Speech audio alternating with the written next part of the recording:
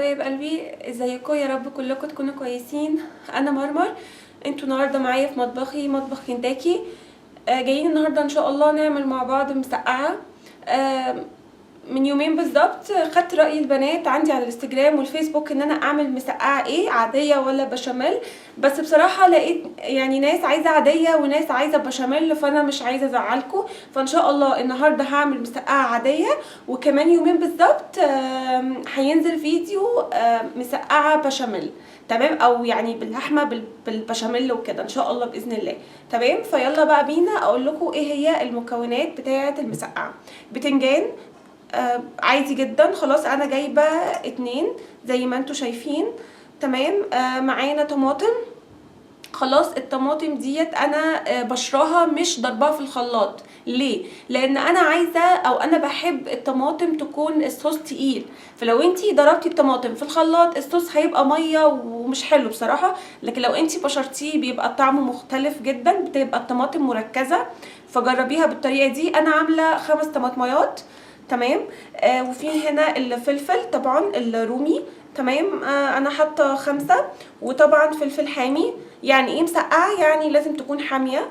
لكن لو انتي مش يعني مالكيش في الحامي خلاص شيلي الحامي. في عندي توم مفروم. انا حاطه راس توم. تمام، وعندنا سكر وملح وفلفل. خلاص، وعندنا طبعا الخل والزيت. هنروح دلوقتي نقطع البتنجان ويلا بينا. بصوا حبايبي، احنا دلوقتي هنقطع البتنجان. انا عامه ما بحبش اقشر البتنجان لان القشر طبعا مفيد جدا، وفي نفس الوقت يعني لازم يكون نظيف. فهنعمل ايه؟ هنغسله يعني كويس جدا جدا.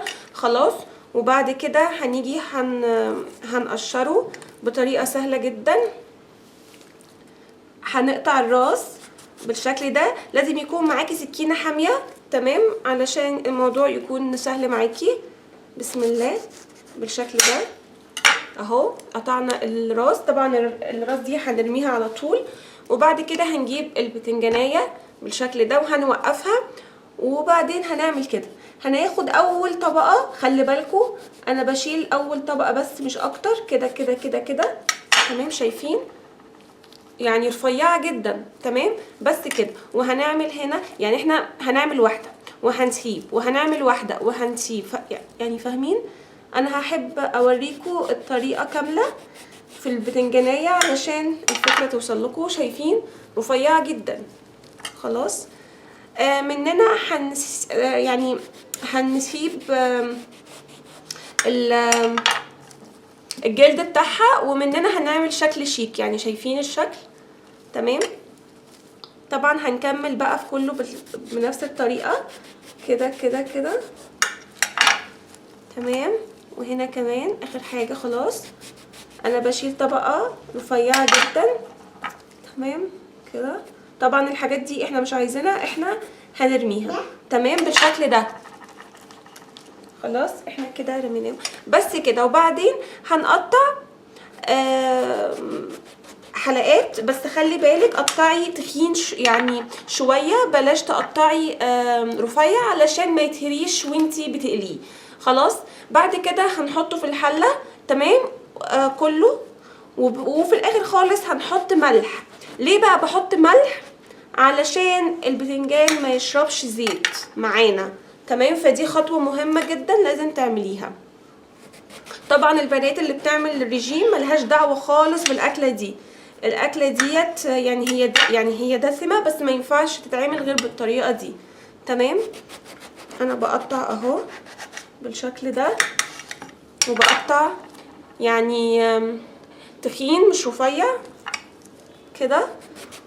تمام،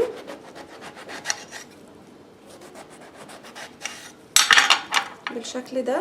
وطبعا اخر حاجه ديت الحته اللي بتبقى في الاخر دي، طبعا الحته دي احنا مش عايزينها، فاحنا هنشيلها خالص وهنرميها عشان ما بتبقاش كويسه يعني كده.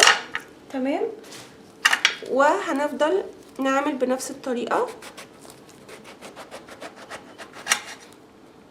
تمام كده. الاكله دي حلوه جدا على فكره، ممكن تاكلوها بعيش وممكن تاكلوها مع رز ابيض ولحمه، يعني بتتاكل بكذا طريقه، شوفي انت حابه ايه. تمام، بسم الله. طبعا وانتي بتعمليها تخلي بالك من ايدك علشان ما تتعوريش.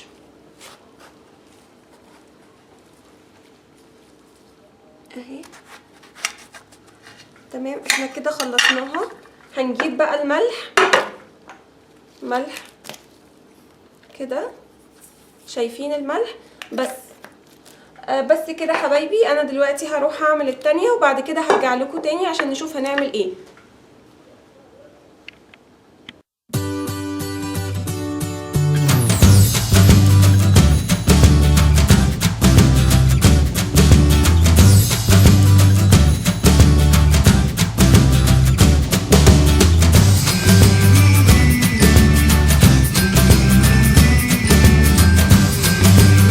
خلاص كده حبايبي، انا قطعت البتنجان وقطعت الفلفل نص، يعني قطعته نصين بس ما عملتش فيه اي حاجه، والفلفل الحامي سبته زي ما هو بالشكل ده. تمام، انا هنا حطيت ميه وحطيت ملح علشان زي ما قلت البتنجان ما يشربش زيت. انا دلوقتي مولعه حاطه الزيت على النار، تمام، لحد ما يسخن خالص، وبعد كده هبتدي احط البتنجان. فيلا بينا عشان نحط البتنجان ونشوف ايه الخطوه اللي بعد كده. بصوا حبايب قلبي، احنا دلوقتي هنبتدي نحط، طبعا تكونوا بالراحه خالص وموطيين النار علشان ما تتلسعوش. بسم الله. تمام، بس كده حبايبي، انا هسيبه يتقلي بالطريقه العاديه جدا يعني، وبعد كده هرجع لكم تاني بعد ما اخلصه هو والفلفل. تمام، وبعد كده هنشوف ايه الخطوه اللي بعد كده. خلاص انا كده قليت البتنجان، بعد كده هحط على طول الفلفل بالشكل ده. عايزه بقى اقول لكم حاجه، لازم وانتوا بتحطوا الفلفل يعني هياخد بالظبط 3 دقايق وهتلاقوه اتعمل ويمكن اقل كمان، فارجوكم بلاش تتحركوا من جنبه عشان ما يتحرقش. هخلصه وهرجع لكم تاني حبايبي. خلاص انا كده قليت البتنجان والفلفل. تمام، عايزه بقى اقول لكم حاجه، البتنجان لازم يكون لونه كده، بلاش تغمقوه، يعني تغمقوه اكتر من كده علشان ما يتحرقش منكم. لازم تكوني واقفه جنبه، يعني ما ينفعش تروحي ولا يمين ولا شمال، لانه فعلا بعد دقيقه او دقيقتين بتقلبي على الوش التاني، و5 دقايق بالظبط وتلاقي كل البتنجان اتعمل معاكي، فبليز خلي بالك. احنا الاول بنعمل البتنجان وبعد كده بنعمل الفلفل. انا دلوقتي بوجه كلامي للبنات اللي مش بتعرف تطبخ، تمام، عشان كده بحب اقول لكم التفاصيل يعني. اوكي، احنا كده خلصنا البتنجان وحطيناه على ورق مطبخ، لازم ورق مطبخ علشان يشرب كل الزيت اللي فيه. تمام، انا دلوقتي حاطه صينيه على النار علشان هنعمل الصوص بتاع المسقعه، فيلا بينا عشان نشوف هنعمل في الصوص ايه حبايبي. احنا دلوقتي طبعا الصينيه سخنه، هنحط يعني نقطه زيت، ما تكتروش. تمام، وبعد كده على طول هننزل بالثوم المفروم بتاعنا. انا مش عايزه احمر الثوم، انا عايزه اشم ريحته بس. تمام، يعني اوعوا تحمروه علشان ما يتحرقش منكم كده بالشكل ده. خلاص انا كده شميت ريحته. تمام، مش هكتر اكتر من كده. بعد كده هننزل بصوص الطماطم كده. تمام، وهنقلب كويس جدا، وبعد كده هننزل بالخل. تمام، لازم خل، يعني حطي خل بقى براحتك على حسب ما تحبي. انا بصراحه بحبه كتير، كانتش مقفوله كويس بس. تمام بالشكل ده. خلاص انا محتاجه احط كمان بالشكل ده، وبعد كده هحط فلفل اسمر حبه صغيرين، وطبعا الملح حطي صغير في الاول وبعد كده دوقي، ولو احتاجتي حطي تاني. وهحط يعني شايفين معلقه يعني سكر كده، يعني صغيرين جدا علشان بس نعدل الطعم. وهنقلب وهنسيبه لحد ما يتسبك شويه، وبعد كده هرجع لكم تاني علشان هقول لكم هنعمل ايه فيه بعد كده. قلبي هو ده الشكل النهائي، او مش النهائي يعني، بعد ما شلته من على النار هو ده الشكل. دلوقتي انا هنقل كل ده في الطاجن، تمام؟ فهروح هحطه في الطاجن وهرجع لكم تاني عشان اوريكم شكل الطاجن هيكون عامل ازاي. حبايبي خلاص انا رصيت البتنجان في الطاجن، وحطيت الفلفل على الوش، وبقيه الصلصه طبعا حطيتها على الوش وكده. ودلوقتي مولعه على الفرن، هدخل الطاجن في الفرن، وهيقعد بالظبط 10 دقايق بالكتير، مش هيقعد اكتر من كده. بعد كده هرجع لكم بعد ما يخلص الطاجن، وان شاء الله هيكون شكله حلو وهيعجبكم كده حبايبي. هو ده الطاجن بعد ما طلع من الفرن. قعدته تحت 10 دقايق وفوق كام دقيقة بس مش اكتر. يا رب يكون الفيديو عجبكم والاكل عجبتكم. لو عجبكم ما تنسوش اللايك والشير والسبسكرايب، وان شاء الله المسقعه بالبشاميل هتنزل كمان يومين باذن الله، فاستنوها وباي باي.